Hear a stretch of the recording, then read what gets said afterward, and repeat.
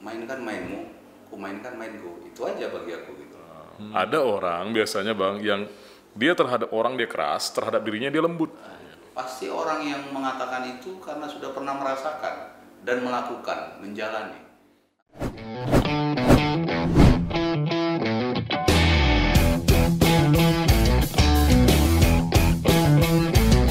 Selamat datang di dunia nyata karena ini bukan mimpi. Iwan Simatupang. Wow. Luar biasa. Jadi beliau ini bukan siapa-siapa, bukan pejabat, bukan apa-apa. Ya Bang, ya Abang lebih nyaman kayak gitu kan Bang? Karena di awal tadi ketika briefing dia ada protes. Kau jangan-jangan ngundang aku karena aku kasat Pol PP, nah gitu. Gimana Bang, sehat Bang? Sehat, itu sehat. Itu kan pikiran-pikiran aku aja. Iya kan. Karena Bang cukup susah diundang ini, beberapa kali kita coba ngobrol, ini akhirnya datang juga ke sini. Jadi kesibukannya sekarang apa Bang? Ya kesibukannya tentu karena kita masih diberi amanah sebagai pejabat Kasat Pol PP sekarang ini. Iya. Tentu kesibukan kita selain melaksanakan tugas pokok dan fungsi sebagai Kepala Satpol PP untuk melaksanakan tugas-tugas lainnya yang diberikan oleh pimpinan seperti itu. Nah jadi tadi kan sebenarnya kita tadi coba hindari untuk membahas masalah Satpol PP ini Bang. Iya. Tapi Abang ngomong kena mau nggak mau kan jadinya kayak terpaksa. Nah Satpol PP kita tahu kan ini kan tim justisi nih Bang. Ketika orang berbicara soal Satpol PP itu akan ada dua pandangan. Pandangan pertama, mereka lah yang mendapatkan tugas dari pemerintah untuk menjalankan aturan-aturan dan perda. Dan juga penegak tipiring ya, tindak pidana ringan mereka lah semua yang mengatur gitu. Nah, yang kedua, ini menjadi momok yang menakutkan juga bagi beberapa oknum tanda kutip.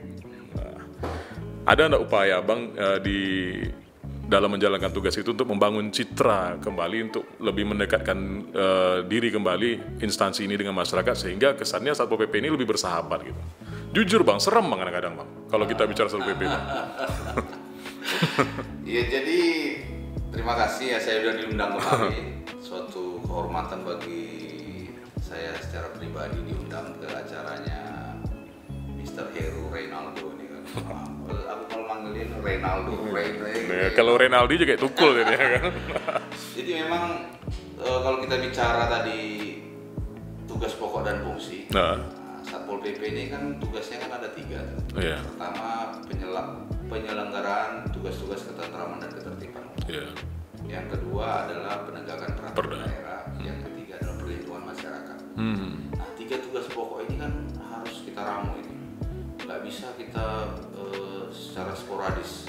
Jadi 3-tiganya kalau kita jalankan betul-betul, wah ini kan bisa puyeng juga kita kan. Betul. Penyelenggaraan tugas-tugas pelaksanaan ketentraman ketertiban umum, penegakan perda, termasuk perlindungan masyarakat. Iya.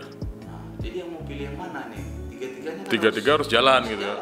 Iya. Berimbang gitu. Nah, sehingga kita harus punya strategi yang mumpuni lah. Gitu. Artinya pertama kami pada saat kita diamanahkan dulu tahun 2021 di bulan Februari, tentu kita melihat apa sih persoalan-persoalan kita di internal kita kan.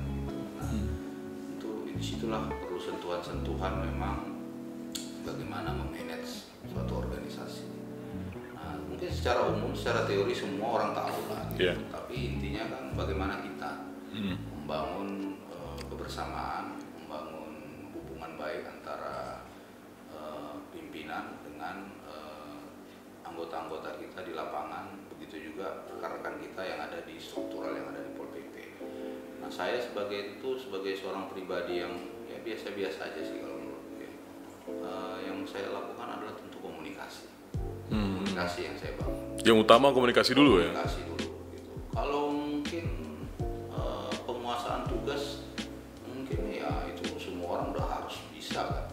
Karena kalau nggak ngapain dia jadi anggota Pol PP? Betul. Ngapain dia masuk di Pol PP kalau dia nggak menguasai tugas kan begitu. Tapi komunikasi tadi perlu dibangun supaya apa? Supaya hubungan antara pimpinan dengan rekan-rekan kerja tadi itu bisa berjalan lebih baik.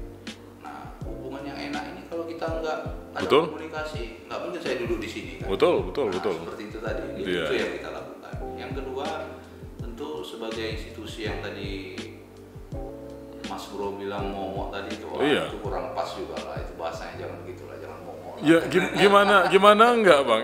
Ini kadang-kadang ya, yang kecenderungan yang muncul itu Satpol PP bentrok dengan pedagang ini. Kalau itu kan risiko dari pekerjaan, ya kan. Tentu apapun pekerjaannya pasti ada risiko. Kalau bentrok mungkin ya itu sudah bagian dari bagian akhir lah itu mungkin yang sudah tak terelakkan mungkin. Tapi ya bagaimanapun ya kita harus menerima konsekuensinya. Setiap pekerjaan kan ada resiko. Betul. Kalau kita dianggap sebagai momok ya itu mungkin silakan saja persepsi atau pandangan orang-orang. Tapi kita bukan menganggap itu sebagai suatu rasa kebencian orang kepada kita, tapi itu sebagai suatu mungkin koreksi juga bagi kita. Kenapa kita dianggap momok, sehingga itu yang perlu kita perbaiki. Mungkin selama ini kawan-kawan kita ini, mohon maaf ya, tidak semua walaupun menguasai tugas, dia tahu tugas dia. Tapi mungkin etikanya mungkin belum tentu dia bisa. Di situ betul. Kadang-kadang itu yang perlu kita buat penekanan kepada personel kita tadi. Ya kan kita nggak boleh dong mengatakan kamu harus humanis, sementara kita aja bersikap nggak humanis. Gitu. Betul. Nah, jadi kita sebelum kita melakukan sesuatu, kita harus berikan contoh dulu kepada rekan-rekan kita ini. Saya sebagai pimpinan kita berikan contoh. Jangan kita bilang, kamu harus kiri ya, tapi saya ke kanan terus gitu kan, nggak mungkin kan. Bapak itu ke kanan terus kok, masa kita disuruh ke kiri kan. Sebagai pimpinan tertinggi di Satpol PP Pekanbaru sekarang, ini abang tipikal pemimpin yang kalau ada masalah itu mengutamakan komunikasi atau gas? Tentu saya mengutamakan komunikasi. Komunikasi dulu ya. Saya harus berkomunikasi dan berkoordinasi. Itu yang paling saya utamakan. Ada ide nih bang, misalnya gini, kalau dulu kan kecenderungan di personel itu kan kebanyakan laki-laki. Tapi sekarang kan udah enggak nih, udah banyak perempuannya, udah berimbang nih saya lihat perempuan dan laki-laki di Satpol PP. Masih belum lah. Tapi lumayan banyak lah ya dibanding. Saya melakukan kegiatan pada saat turun ke lapangan, baik itu patroli justisi maupun non justisi, saya lakukan secara berimbang. Kenapa? Karena saya melihat kalau kita kedepankan hanya laki-laki saja, ya mungkin tingkat stresnya tinggi ya. Stressing untuk terjadinya yang tadi betul bilang itu bisa tinggi gitu. Nah kalau perempuan kan lebih adem gitu. Ya mungkin agak sedikit. Langkah ini sudah bang lakukan bang? Sudah. Dan itu terbukti efektif kan waktu kita mau melakukan proses pembongkaran terhadap pasar Agus Salim. Gitu. Kita turunkan dulu personil perempuannya. Jadi ada komunikasi betul ya. Ya nggak mungkin dong mereka mau menjahati perempuan kan. Jadi nanti masuk nih dalam salah satu indikator asesor Satpol PP yang baru nanti nih bang. Harus paham soal perempuan. Kalau nggak paham kacau juga. Kemarin belajar di mana nih bang soal perempuan, kok paham kali nampaknya? Ya kita kan dalam hidup ini kan memang dalam proses belajar terus kan. Betul. Nah udah juga terus belajar. Saya juga belajar kok. Nggak ada yang langsung hebat lahir brojol langsung IQ-nya 200 kan. Enggak juga ya. Dari SD dulu belajar, dari TK malah kan. Nah sama, saya juga begitu waktu diamanahkan jadi kepala Satpol PP belajar juga. Bang Iwan, kami tahu abang salah satu kalau bisa dibilang pejabat karir lah di Pemko ini gitu. Karena memulai dari awal begitu kan, dari awal. Walaupun sekolahnya masuk kategori sekolah perwira, IPDN bang ya, Iya. IPDN. Nah, apakah menjadi seorang pejabat atau pejabat eselon 2 ataupun di Kepamongan ini cita-cita abang dari kecil atau ini lari dari jalur mimpi abang dulu bang? Jujur aja saya bilang ini sebenarnya agak lari nih. Agak lari ya? Karena dulu orang tua saya itu menginginkan kita itu memang sekolah yang carinya itu yang gratis lah gitu kan. Nah, dulu kan waktu zaman masih saya tahun 90-an, mungkin 91, 92, 93 kan. Dulu kan pengennya mau cari yang ya masuk akabri. Gitu. Nah, iya. Pokoknya sekolah-sekolah kedinasan lah gitu. Mungkin sekarang seperti itu juga, tapi zaman itu pada masa itu mungkin masih lebih mumpuni yang sekolah-sekolah kedinasan. Saya dulu pernah mengikuti tes juga di tempat lain selain di STPDN dulu namanya. Akmil? Ya. Pernah coba di Akmil? Tahu dong. Dari potongan rambutnya kelihatan nih bang. Jadi ya karena kebetulan nggak rezeki gitu. Iya. Ya kita nggak. Paling tidak kan sama-sama berseragam bang. Dan sama-sama berpangkat gitu kan. Dulu kan ada idiomnya gini. Apa namanya tuh? Ya kalau cari sekolah itu yang gratis lah kan gitu. Iya. Dulu kan kalau masuk perguruan tinggi kan lumayan juga uang kuliahnya. Betul. Apalagi kalau swasta kan. Jadi gagalnya di mana Pak Yakmil, Bang? Udah sampai ke tahap mana Bang untuk mencoba untuk masuk ke situ dulu? Aku udah mau masuk di Pantohir lah. Pantohir ya. Atau tinggal tes terakhir itu ya? Ya belum ya. Sampai ke situ. Ya dulu agak lupa juga maklum udah 20 udah tahun 94 gitu loh. Oke, gagal di situ kenapa Bang milih ke IPDN begitu? Ya ini alternatif lain lagi. Alternatif lain lagi. Yang penting seragam gitu ya. Kan gitu kan. Nah, Oke. gitu kan. Nah, dulu kan kita kan yang maunya kan ya pokoknya masuk sekolah yang gratis lah, ikatan kedinasan kan gitu. Di mana Akabri lah dulu kan favoritnya kan Akabri kan. Kalau nggak Akabri ya kembali lagi STPDN kan gitu. Bang Iwan, kalau bicara kita soal basic ekonomi keluarga, Bang Iwan ini dari keluarga yang menengah ke atas, menengah ke bawah, atau yang di tengah-tengah ini? Kalau basic dari keluarga dulu. Kalau menurutku ya yang biasa-biasa aja sih, karena Standar ya, artinya kalau makan cukup gitu ya?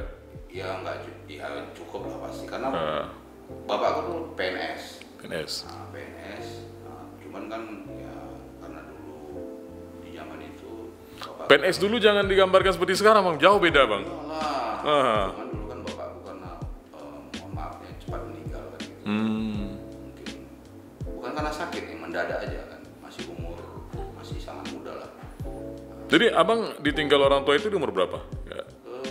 Waktu itu aku sudah di STPDN. Oh, di STPDN. Tapi adikku masih kecil-kecil tuh. Aku dengan adikku 10 tahun jaraknya gitu.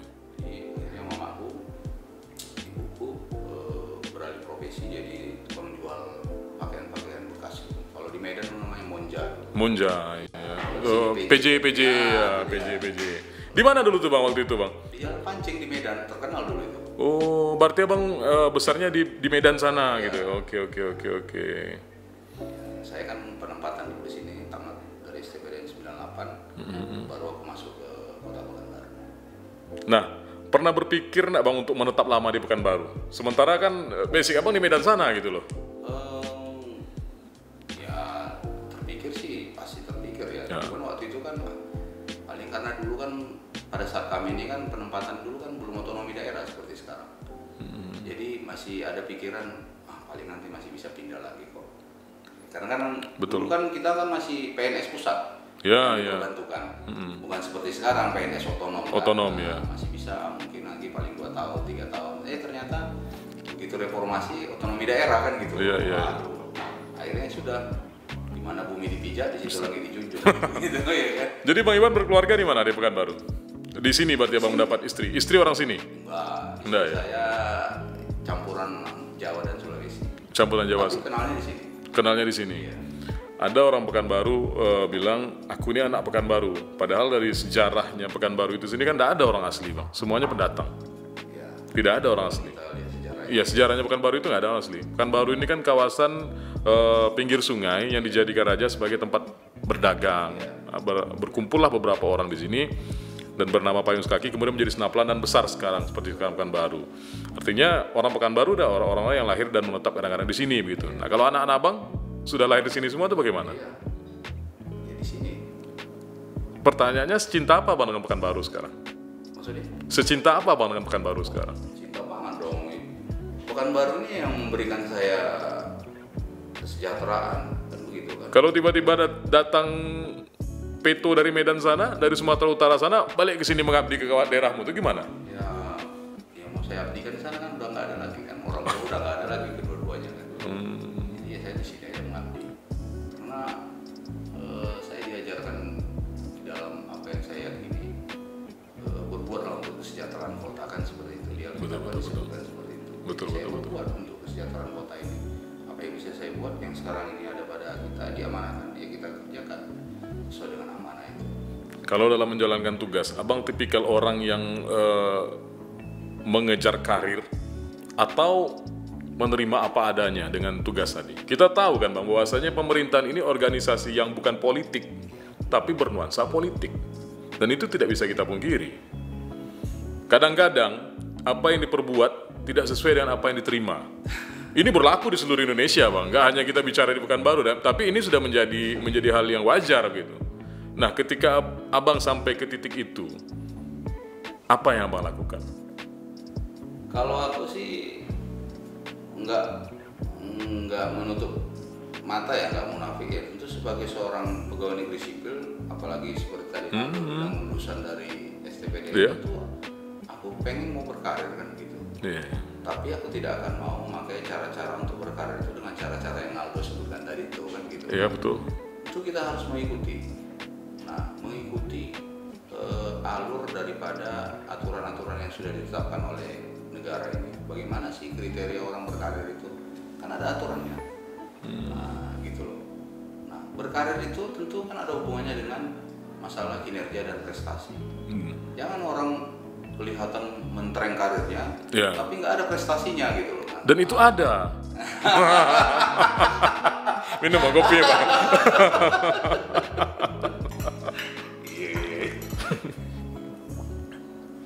Bang Iwan nggak berani dia ngomong itu ada. Tapi ada kan, Bang? Mungkin itu udah terjawab lah. Nah, Abang ketika melihat yang begitu, bagaimana perasaan Abang? Kalau seandainya posisi itu terjadi di teman dekat kita atau di orang-orang lingkungan kita yang prestasinya tidak ada tapi karirnya mentereng, sementara kita mati-matian dalam bekerja dan hanya dapat ini aja, sikap apa yang melakukan kalau dalam kondisi begini? Kalau aku lebih pada prinsipnya mensyukuri apa yang sudah diperoleh gitu ya. Ini cocok jadi pendeta ini. Enggak, bukan tipikal aku mau mengusik-usik orang lain tidak. Ya, aku nggak mau tipikal seperti itu, enggak. Saja itu mungkin sudah rezeki dia bagi aku gitu. Tapi kalau memang yang seperti yang kita sebutkan tadi, yang kita bahas tadi ya, mentereng karirnya tapi prestasi tidak ada gitu. Ada ya sudah nggak apa-apa, silakan aja gitu. Bagi aku ada prinsip aku satu begini. Tapi ini memang agak keras nih, Pak. Iya nggak apa-apa, silakan Bang. Aku ada selalu yang kupegang gini, ya mainkan mainmu, ku mainkan mainku, itu aja bagi aku gitu. Artinya begini, ya sudah kalau kau yang gitu ya nggak apa-apa, kau gitu aja. Tapi yang bagi aku, ya menurut aku ya aku akan begini gitu loh. Ini bakal jadi judul nih, mainkan mainmu, ku mainkan mainku. Ini judul nih, Ki. Iya, ini judul nanti. Waduh, ini bakal jadi judul ini. Nah, memang itu prinsip yang benar begitu, Bang. Betul. Ya, bagi aku itu prinsip gitu loh. Artinya ya kayak kenal dulu lah sekarang kan seperti ini kan buat acara gini. Ada orang buat acara yang lain juga. Iya, betul. Silakan begitu. Silakan aja. Kita berkarir di bidang kita masing-masing dengan cara kita masing-masing, betul. Nggak ada masalah. Ya kami juga lulus dari STP sekian ratus orang kan gitu. Iya. Bukan aku sendiri aja gitu loh. Kalau aku sendiri aja ya ketawa lah. Betul. Gitu. Cocok itu Bang. Jadi yang nggak boleh itu untuk menghidupkan lampu kita, lampu orang kita padamkan, nggak boleh. Itu tadi ya. Kan? Iya, cuman kadang-kadang karena cahaya kita redup, cahaya kawan lebih terang, kita nggak nampak. Itu masalahnya itu. Tapi ada juga yang begini. Ada peribahasa yang mengatakan seperti ini, apa ya? Aku lupa. Nantilah kita bahas. Aku lupa tadi. Sampai saking asiknya tadi kalau ngomong lupa. Aduh. Ya ini. Jadi sebenarnya kita ini sama Bang Iwan ini udah kenal lama. Dari Abang masih kasih ops Bang ya? Betul. Kasih ops. Dan saya waktu itu masih di lapangan. Iya, betul sekali. Hubungan-hubungan begini kita udah sering. Artinya kita udah biasa ngobrol dan lain sebagainya. Satu hal yang paling kami tengok, Abang tegas. Tegas artinya A, B, B gitu. Nah sikap-sikap begini bahaya Bang. Oh gitu. Bahaya ini. Bahayanya di mana gitu? Bahaya yang begini. Orang itu butuh yang elastis Bang. Oh gitu ya. Yang agak bisa diliuk-liukkan sedikit dan lain sebagainya. Nah, ketika Abang memiliki prinsip yang begitu, ternyata faktanya mengharuskan kita untuk tidak begitu. Apa yang Abang akan lakukan gitu? Karena begini, ada istilah baru sekarang, ketika teori itu tidak sesuai dengan fakta, maka ubahlah faktanya. Ini kejadian sekarang Bang. Wah, bahaya itu. Padahal kan nggak begitu. Padahal kan nggak begitu kan. Itu lebih bahaya lagi. Nah, harusnya kan ketika teori tidak sesuai dengan fakta, yang diubahkan teori. Itu bisa puhab kita itu. Nah, Abang tipikal yang bagaimana ini? Abang rela menerobos prinsip Abang atau Abang akan bertahan di prinsip tadi dengan segala dinamika risiko yang akan diterima? Tentu sebagai seorang pribadi yang mungkin ciptaan Tuhan, kita kan harus punya prinsip. Betul, punya sikap, betul. Kita ini kan diciptakan oleh Tuhan itu kan segambar dan serupa dengan Dia kan gitu. Betul. Ini kata Alkitab. Jadi ya kalau saya punya prinsip seperti itu, ya jangan salahkan saya dong. Tapi boleh saja prinsip saya ini, artinya bukan saya jadi toleransi kan, tapi menyesuaikan dengan situasi, kondisi dan keadaan. Nah, ini kan manajemen juga ini. Gitu. Iya, betul. Nggak bisa dong misalnya kita bilang tadi kalau A ya A, B gitu ya. dalam situasi yang bagaimana dulu gitu loh. Nah, kembali lagi kepada yang kusampaikan tadi, situasi, kondisi, keadaan. Nah, kalau memang situasi, kondisi, keadaan yang mengatakan harus A ya harus jalan gitu. Tapi kalau mengatakan A ternyata nggak bisa A, nah itulah tadi saya harus melihat realita. Ya, harus kita lihat. Tidak mengganti fakta ya? Bukan mengganti fakta, realita kita harus lihat. Oke. Realita itu kan tentu disitulah kita harus sebagai umat manusia ya harus berhikmat juga kan. Berhikmat artinya bukan jadi saya jadi orang yang licik atau cerdik. Betul. Tapi berhikmat melihat itu. Oh, apakah ini bisa kita pertahankan dalam situasi kayak gini atau kita menyesuaikan gitu.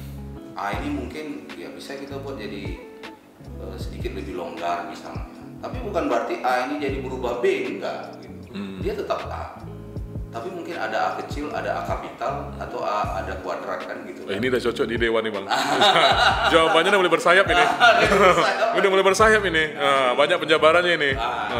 Tapi penjabaran itu kan harus tetap sesuai fakta tadi. Bukan fakta, realitanya tadi. Nah, kalau kita bicara menyangkut masalah, ini kembali lagi kepada tugas. Ya, tentu ya karena sudah ada alurnya. Ada indikatornya ya. Regulasinya udah jelas. Betul. Tinggal bagaimana mungkin dalam tahap pelaksanaan di lapangan. Nah ini tentu harus menyesuaikan, nggak boleh dong hanya ini huruf A kapital saja. Siapa orang yang paling berperan dalam membentuk karakter Abang ini sampai menjadi seorang seperti ini sekarang nih Bang? Karena kan kita tuh pasti punya sesuatu dalam hidup ini ya. Banyak orang sih. Yang paling mendominasi karakter Abang ini siapa? Ya yang paling mendominasi itu nggak tahu lah, yang jelas saya ini sebagai orang yang meyakini keyakinan saya tentu itu tadi saya melihat dari tokoh-tokoh yang ada di Alkitab gitu. Oke. Artinya spiritualitas itu membangun karakter kita tadi. Harus itu, karena tanpa itu mungkin nggak akan bisa. Mungkin Aldo kan tahu saya gimana kan. Gini, latar belakang saya di Pekanbaru ini kan Aldo mengikuti dari awal-awal dulu siapalah Iwan Simatupang, tapi itu tadi ada satu kalau bagi kami dari Sumatera Utara kan selalu dibilang ini modal pergaulan. Betul. Biar kambing di kampung sendiri tapi mancan di perantauan. Nah itu ya, itu saya yang sering baca di truk-truk itu Bang. Bukan berarti saya truk kan. di mobil truk banyak itu tulisan itu kan. Iya. Lagu yang tulisan sebegitu. Idiom-idiom seperti itu, ungkapan-ungkapan seperti itu kan tentu bukan asal sekedar diungkapkan orang. Iya. Pasti orang yang mengatakan itu karena sudah pernah merasakan dan melakukan, menjalani. Nah sama seperti saya juga karena sudah merasakan dan menjalani gitu. Kenapa saya ngomong seperti ini? Karena udah saya alami gitu. Nah, saya pun begitu Bang, melihat orang itu bukan dari siapa-siapanya dia, bukan dari pangkat dan jabatan dia. Kita kenal kan mulai dari dulu gitu. Bahwa artinya waktu Abang dikasih ops ya waktu itu ya, kasih ops Satpol PP ya. Kasat Abang kan ada gitu. Saya nggak sedekat itu dengan harusnya kan kalau kita bicara pangkat lebih dekat dengan kasatnya waktu itu. Tetapi kan tidak gitu. Nah, pendekatan beginilah yang akan membangun kedekatan spiritual, kedekatan mental dan lain sebagainya. Hubungan beginilah yang hendaknya kita tetap pelihara. Yang begini-begini Abang terapkan Abang dalam pekerjaan Abang, Bang? Oh iya, pasti. Buktinya sampai sekarang kita kan masih tetap berhubungan kan, komunikasi baik. Iya. Kan? Walaupun mungkin tidak terlalu sering begitu ya. Sering karena mungkin kondisi karena saya bukan di Satpol PP pada saat itu sekian lama saya pindah gitu ya. Kan. Nah, akhirnya tapi tetap komunikasi yang paling utama sebenarnya. Komunikasi itu harus kita bangun, kemudian juga koordinasi kan. Saya selalu sampaikan itu kepada kawan-kawan juga di kantor, saya sampaikan bangun komunikasi dan koordinasi. Nah, komunikasi dan koordinasi itu kan bukan hanya antara dari atas ke bawah atau dari bawah ke atas, samping kiri kanan juga, muka belakang kan, bahkan diagonal juga harus dibangun kan gitu. Nah itu yang kita lakukan selama aku bertugas di Satpol PP ini. Bang, abang percaya takdir nggak bang? Misalnya begini, abang punya mimpi menjadi seorang, ya kalau bisa dulu awalnya yang berkarir di kemiliteran lah. Tetapi Tuhan menakdirkan abang untuk berkarir di ASN. Dan tanpa kita sengaja, orang tua abang juga seorang ASN, bapak tadi. Kalau maunya abang kan main di militer gitu. Tapi kan ternyata tidak. Dan tidak diduga juga bapak ini cepat meninggalkan abang begitu. Seolah-olah posisi abang ini menggantikan posisi bapak tadi begitu. Nah, ketika abang berada di posisi yang sama dengan ayah abang tadi, menjadi seorang ASN, ada enggak sikap dan keteladanan dari beliau yang abang ambil sekarang itu menjadi pegangan kuat dalam menjalankan tugas tadi? Pasti ada, pastilah ya. Karena saya juga dulu masih sempat melihat almarhum bapak saya itu bekerja, karena dia sebagai seorang pegawai negeri. Betul. Tidak segampang sekarang loh pegawai negeri dulu bang. Sangat boleh dikatakan ya sulit lah ya gitu. Apa yang paling abang ingat dari beliau itu kalau? Ya yang saya ingat itu tadi ya ini tadi masalah ketegasan tadi itu gitu. Dulu dengan kondisi keadaan beliau yang seperti itu, almarhum juga tidak mau neko-neko dia di dalam melaksanakan tugasnya. Gitu. Ya dia terima aja apa adanya. Memang yang itulah jatah dia ya itu gitu. Enggak misalnya aku karena memegang suatu jabatan ini mau begini enggak ya, karena dia sudah tahu dia memang ya bagian dia hanya itu aja, ya sudah itu aja gitu. Berarti beliau itu tipikal orang yang bersyukur bang ya, yang dengan apa yang dia miliki begitu ya. Tapi ya tadi kembali lagi tadi almarhum bapak saya ingat saya orangnya bergaul, sangat bergaul, jadi temannya banyak. Sampai sekarang aja masih ada teman-teman dia yang masih hidup lah ya. Itu masih ngomong loh, oh nanya si Anung gitu, itu teman saya. Kalau di agama kami Muslim bang, salah satu cara kita untuk menjalin silaturahmi dengan orang tua kita yang sudah tidak ada itu dengan bergaul dengan teman-teman dia itu tadi gitu. Iya, betul. Jadi dari situ terjadi lagi persaudaraan yang lebih kuat begitu. Itu salah satu triknya. Abang apa lakukan itu bang dengan teman-teman orang tua tadi? Masih ada sekarang yang masih hidup, masih saya tetap komunikasi kok, walaupun mereka menjauh di sana di kampung.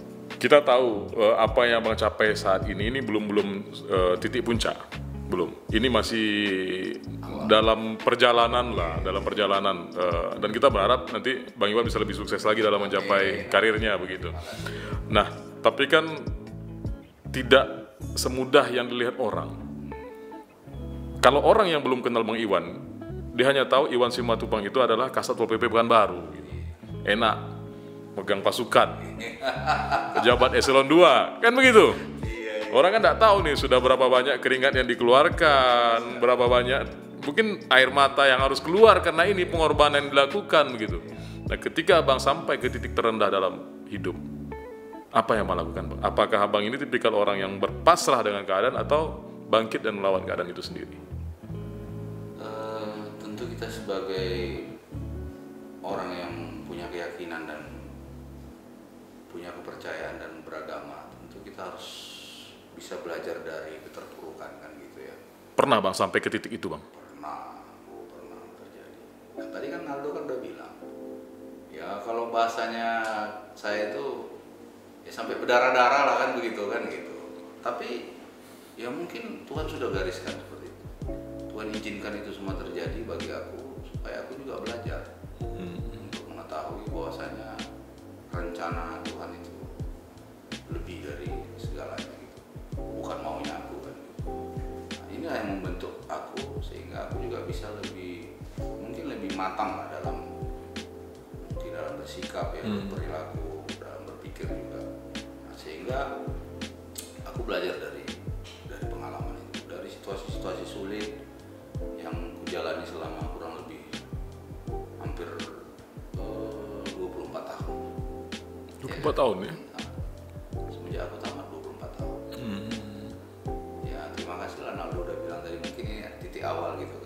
orang tua juga, supaya ya kan kita jangan sampai apa ya, ada orang karena mungkin dalam posisi yang sudah seperti ini dia lupa betul akan kondisi-kondisi di masa lalu, betul ya kan, akan kondisi-kondisi keadaan dia, ya mungkin yang bisa menopang dia selama ini sehingga sampai di titik ini.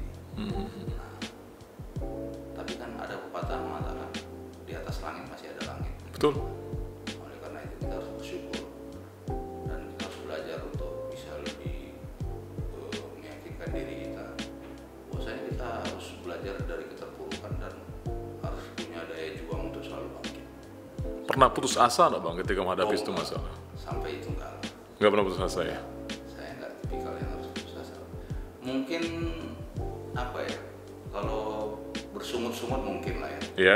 Ya, Pak, itu mengekspresikan ya. Cara kita mengekspresikan masalah ya. Kan Betul, kan? wajar ya. Misalnya kayak Naldo, Ya, anak-anak aja kalau misalnya nggak jadi dibeliin ini, betul, ngamuk. mabuk dia. Betul. Mungkin itu pernah. Tapi kalau sampai putus asa ya janganlah sampai kamu putus asa kan gitu.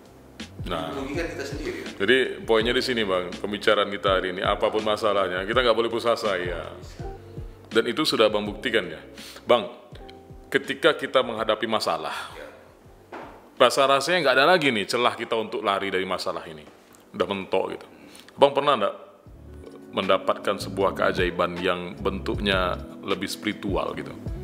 Muncul solusi itu dari hara-hara yang tidak kita pernah pikirkan sama sekali. Jadi begini, sebelum kita menghadapi masalah, tentu kan kita ini harus orang yang berserah kan gitu kan. Ya mungkin Naldo sebagai umat Muslim selalu melakukan sholat, dan saya juga seperti itu. Saya melakukan doa penyembahan kepada Tuhan. Selalu saya sampaikan semua persoalan saya. Artinya doa bukan ketika ada masalah ya, sebelum ada masalah. Kalau udah ada masalah baru doa ya. Populer begitu memang lagi populer. Itu nggak boleh lah. Sebelum ada masalah apapun itu kita harus serahkan semua padanya. Jadi ketika sudah terjadi kita udah punya antisipasi gitu, udah pasrah ya kan. Nanti semua jalan keluar itu akan diberikan sama Yang Maha Kuasa kan gitu kan. Nah, saya selalu percaya itu. Makanya setiap apapun saya selalu doa. Setiap melangkah berdoa. Begitu juga dalam hal karir yang sekarang yang sedang aku jalani juga begitu. Karena aku yakin dengan doa dan kemurahan dari Tuhan lah ini semua bisa aku dapatkan. Bukan karena hebat gagahnya aku, bukan siapalah aku ini kan gitu kan. Nah, tapi sebagai umat manusia juga tentu aku kan punya akal pikiran. Betul. Nah, dan ini harus kujalankan gitu. Bukan berarti aku udah diberi ini suka-suka aku, enggak. Tetap harus kita fokus dalam melaksanakan tugas sambil memang memohon kekuatan daripada Yang Maha Kuasa. Oke, kita flashback ke belakang. Abang harus jujur kali ini. Iya. Amanah ataupun jabatan yang dipegang sekarang ini kan sebuah prestasi ini. Sebuah prestasi dan sebuah legalitas lah yang akan memberikan semacam kebanggaan dalam diri seseorang. Apapun ceritanya. Nah, ketika abang disumpah, ini kan proses ini kan ada proses sumpah nih bang. Iya. Ada nggak rasa ketakutan ketika itu bang? Di satu sisi kita kan senang nih, apa yang kita harapkan terjadi, karir kita bagus begitu. Tetapi kata proses sumpah dan membawa nama-nama Tuhan tadi, bagaimana Pak abang menanggapi hal ini? Ada bebankah atau nggak jadi aja lah atau gimana? Itu saya bilang pada saat saya diambil sumpahnya pada saat itu saya agak gemetaran juga gitu loh. Artinya kalau saya gemetaran berarti ada suara serius roh, ya? Iya, suara roh yang bicara. Hati-hati kamu. Bukan asal ngomong aja, jangan ngecap aja mulutmu. Oh iya, karena pertanggungjawaban loh itu Bang. Saya yang bertanggung jawab kepada Tuhan saya. Iya. Kan begitu. Nah, artinya ya jangan omdola gitu, ngomong Betul, doang gitu. betul. Buktikan dengan apa? Ya, dengan pertolongan Tuhan saya akan menjalani semua ini. Pimpinan masih bisa ditipu, kawan-kawan masih bisa ditipu. Apakah kita mau menipu Tuhan yang Maha Kuasa? Nah, itu poinnya maksudnya. Persoalannya sekarang kan, ya kembali lagi tadi, kita kan masih hidup di dunia. Betul. Bukan hidup di awan-awan. Betul. Tentu mungkin saja namanya manusia tidak luput dari kesalahan. Gitu. Betul.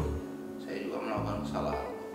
Tapi kalau saya melakukan kesalahan, ya saya akan introspeksi diri atas kesalahan-kesalahan itu. Kesalahan yang mana? Contoh misalnya, dalam rangka ini kembali lagi pada tugas ya, tugas. Dalam rangka pelaksanaan tugas bisa aja ya terjadi kesalahan dalam prosedur mungkin. Atau dalam bersikap gitu ya. Bersikap. Nah ini kita introspeksi. Nah kalau dia dalam kesalahan tugas tentu kita evaluasi. Gimana sih salahnya? Nah kita lakukan evaluasi terus. Makanya setiap melaksanakan tugas saya selalu kumpulkan para kabit, para kasih, kita evaluasi. Dalam melaksanakan tugas yang kemarin, di mana sih klik yang kita yang kurang? Nah, oh izin Pak, begini. Kita terima masukan dari mereka. Nah, oh, mungkin dulu begini Pak, begini. Bukannya saya langsung, oh nggak bisa gitu. Saya bosnya sini enggak. Kita harus terima dong. Kan kembali lagi kepada realita. Gitu. Iya. Ya bisa saja kan dalam rangka pelaksanaan tugas, saya memerintahkan misalnya tadi yang betul. Ronaldo bilang, ternyata anggota menjabarkan di lapangan lain begitu ya. Bisa jadi A kuadrat, A minus 3 mungkin, A kosinus, A tangin segala macam. Walaupun jenisnya sama-sama A begitu. Betul. Tapi kan eksesnya pasti ada, dampaknya pasti ada. Nah inilah yang kita lakukan evaluasi. Di awal tadi kita. Itulah tadi yang saya katakan tadi pada saat kita bersumpah, kan nggak mungkin dong kita manusia masih hidup di bumi ini nggak bersalah, nggak mungkin. Itulah manusia tepatnya salah dan dosa memang Bang. Itulah yang tadi yang saya bilang, kita harus punya rasa gemetaran itu tadi terasa sama saya gitu. Nah ini yang harus kita jadikan acuan. Nah ini benar nih loh, bukan saya betul. Ini enggak. Nah makanya itu kan jadi beban kalau kita nggak perbaiki diri kita kan. Betul. Tadi Naldo bilang, oh atasan bisa kita tipu. Bisa aja. Bisa. Tapi kalau ini kan nggak bisa. Berbunyi dia ibarat alarm gitu kan. Iya. Mungkin nggak bunyi jam 6, nanti dia jam 7 bunyinya gitu. Betul. Nggak bunyi jam 7, mungkin jam 2 siang kan gitu. Betul. Nah, tapi kalau kita nggak nggak evaluasi, nggak ada pendekatan sama yang Maha Kuasa, hilang bunyinya nanti. Nah ini yang selalu aku bangun terus, pendekatan dengan Sang Pencipta yang Maha Kuasa, Tuhanku, selalu bangun hubungan tadi. Karena apa? Dengan itulah tadi aku bisa menjadi kuat, memberiku kekuatan. Memang. Karena hebat gagahnya aku. Betul sih Bang, ditampar orang itu nggak seberapa, tapi ditampar diri sendiri itu sakitnya parah gitu. Jadi gini, kan nggak mungkin dong aku bilang, kamu harus disiplin ya, sementara aku ugal-ugalan gitu. Nah, ada orang biasanya Bang yang dia terhadap orang dia keras, terhadap dirinya dia lembut. Ada orang yang begitu memang, tapi ini kan dua hal yang harus sejalan, berkesinambungan. Keras keluar harus keras ke dalam, harusnya begitu, yang ideal kan begitu. Tapi faktanya kan tidak selalu seperti itu. Terima kasih Bang Iwan sudah hadir ke podcast. Tadi beliau nanya, jangan lama-lama ya katanya kan, jangan lama-lama, setengah jam aja kan gitu. Ketika kita mau closing langsung diprotes. Nah ini. Itulah sifat dasar manusia itu. Betul Bang, nggak pernah mau puas Bang. Nah, betul. Ini pelajaran semua. Makanya begitu Naldo stop, Abang ingin nambah. Minta nambah. Nah sekarang Abang tambah, Abang pengen stop, aku tambah. Gitu. Jadi di segmen terakhir Bang, ini pertanyaan ini kami kasih ke seluruh bintang tamu yang hadir. Oh gitu. Dan ini harus dijawab. Oh gitu ya. Nah dijawab. Jadi ini kan judul podcastnya bukan mimpi Bang. Iya. Kalau seandainya Abang hari ini dikasih sebuah mimpi, dan mimpi itu menjadi kenyataan, apa satu hal yang paling ingin Abang wujudkan gitu? Di mimpi Abang itu, apa hal yang paling ingin Abang wujudkan saat ini? Kemarin itu Bang, Berat nih. kami podcast dengan dua cewek, darah-darah, diminta satu hal begitu, dia jawab, minta inilah 2, 3, perempuan ya begitu. Disuruh satunya mereka banyak gitu. Nah, mudah-mudahan Abang kan laki-laki dan kasat Pol PP lagi ya, satunya harus satu gitu. Penerjemahan satu pun beda-beda nih Bang. Apa satu hal yang paling Abang inginkan?